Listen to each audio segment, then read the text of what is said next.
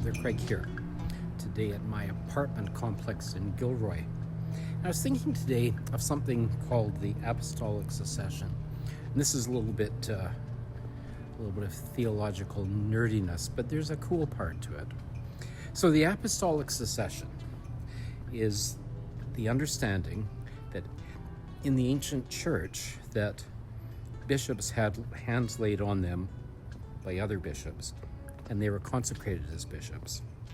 And that this is something we share with the Roman Catholic Church and the Orthodox churches, Byzantine, the Greek Orthodox, Russian Orthodox, Oriental Orthodox, the Coptic Orthodox churches, in the believing in the importance of the church as a place that has been led by bishops, and people lay hands on them to consecrate them, and it's really important because people keep great lists of who was consecrated to bishop by who.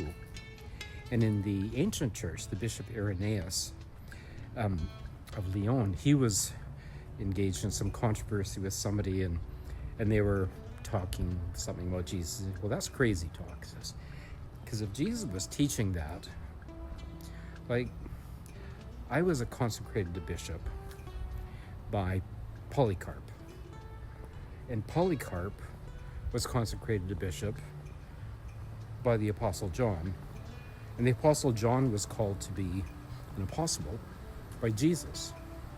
So I was taught by Polycarp, Polycarp was taught by John, John was taught by Jesus. That if Jesus had been teaching this, like, surely somebody would have let me in on this.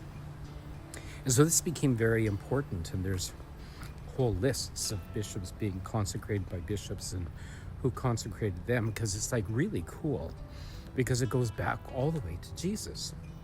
And some of the lists can be a little dubious.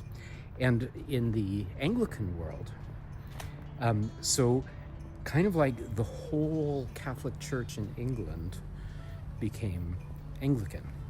And so we kept the bishops who had been ordained and had hands laid on them and hands laid on them. So we're in that apostolic succession, and it's important to us. And like I say, this can sound very interesting, historical, and kind of theologically nerdy.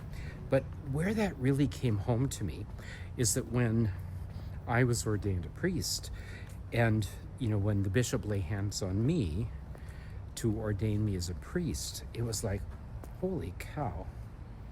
Like, this bishop who just laid his hands on me to ordain me, he was consecrated by three bishops, who had been consecrated by three bishops, who'd been consecrated by three bishops, and that there's a lineage that really could possibly go all the way back to Jesus and the apostles.